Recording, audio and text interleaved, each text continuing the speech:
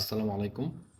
বর্তমান সময়ে বাংলাদেশে যে আলোচিত যে কয়েকটা নিউজ আছে বা যে কয়েকটা খবর আছে তার মধ্যে একটা আলোচিত খবর হচ্ছে হাম। হাম এটা একটা ভাইরাস। হাম অথবা রুবেলা, ইংরেজিতে রুবেলা বলা হয়। এটা একটা ভাইরাস। এটা বিশেষভাবে বাচ্চাদের বেশি হয়। যেমন একবারে ছোট বাচ্চার থেকে হইতে শুরু হয়। এটা বড় মানুষের হয়, তবে এটা বাচ্চাদের পরিমাণ একটা বেশি আরকি। তো এই ভাইরাস নিয়ে আমি কিছু কথা বলি। এই ভাইরাসটা অ্যাকচুয়ালি মানুষের শরীরে ঢুকে কিভাবে? বা কিভাবে হয় এইটার একটা বিশেষ কারণ কি? এটা অ্যাকচুয়ালি হাঁচি-কাশির মাধ্যমে বা একজন আরেকজনের শ্বাস-প্রশ্বাসের মাধ্যমে অনেকটা এই রোগটা হওয়ার সম্ভাবনা বেশি আরকি। বিশেষভাবে ধরেন এটা যেহেতু বাচ্চাদের বেশি হয়, দেখা যাবে আমি যদি নিজে কোনো এরকম ঠান্ডাজনিত রোগে আক্রান্ত থাকি বা আপনি যদি এরকম ঠান্ডাজনিত কোনো রোগে আক্রান্ত থাকেন, আপনার হাঁচি-কাশি এটার মাধ্যমে আপনার বাচ্চার এই রোগটা হতে পারে। এটার মেইন রোগটা হলো এরকমই। দেখা যাবে এক ফ্যামিলিতে অনেকের হইছে, ওই ক্ষেত্রে দেখা যাবে যে তার হাঁচি-কাশি বা অথবা আপনি এমন কিছু জিনিস ইউজ করছেন, ওই জিনিসটা আরেকজন ইউজ করছে বা এরকম টাইপের যদি ওই জায়গায় রোগ জীবাণু দেখা যায় যদি আরকি লাইগা থাকে, তো ওন থেকে হইতে পারে আরকি। এরকমই ডাক্তারদের ধারণা বা ডাক্তারদের কথা। আর এটার বিশেষভাবে লক্ষণগুলো কি? কি লক্ষণ মানে হইলে বুঝবেন যে একটা বাচ্চা মানে হাম হইছে, হাম ভাইরাসটা হইছে আরকি।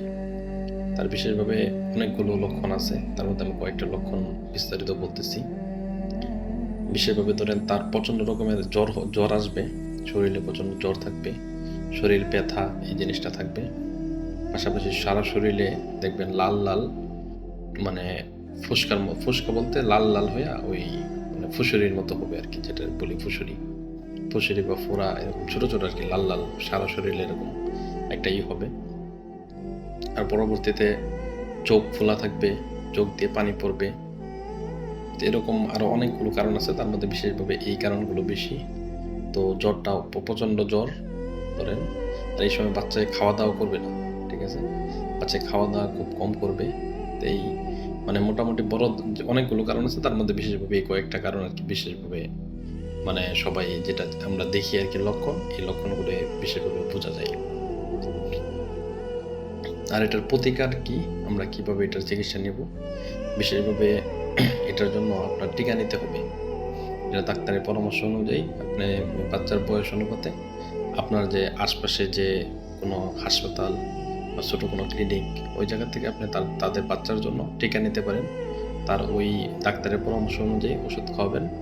আর আপনি নিজে কি করতে পারেন, তাকে যদি বাচ্চা যদি পানি খাওয়ার উপযুক্ত হয়, পানি খেতে পারে, তাহলে প্রচুর পরিমাণে পানি খাওয়াবেন এবং মাথায় জলপট্টি যেটা বলে আরকি, যে কোনো মানে নরম কাপড় এটার ভিজাইয়া মাথায় দিয়ে দিলেন, দিয়ে রাখবেন। কারণ তার বিশেষভাবে এই সময় করণীয় হলো যে ওই বাচ্চাকে নিয়মিত গোসল করানো এবং তোয়ালে অথবা গামছা এগুলো দিয়ে শরীর মুছে দেওয়া। আর পাশাপাশি আপনার বাসার কাছে যে হাসপাতাল থাকবে, ওখান থেকে যদি ডাক্তারের পরামর্শ অনুযায়ী টিকা দেওয়া যায় দিবেন। তো ডাক্তারের পরামর্শের পাশাপাশি যেই ওষুধগুলো দিবে, এই ওষুধগুলো ভালোভাবে খাওয়াবেন।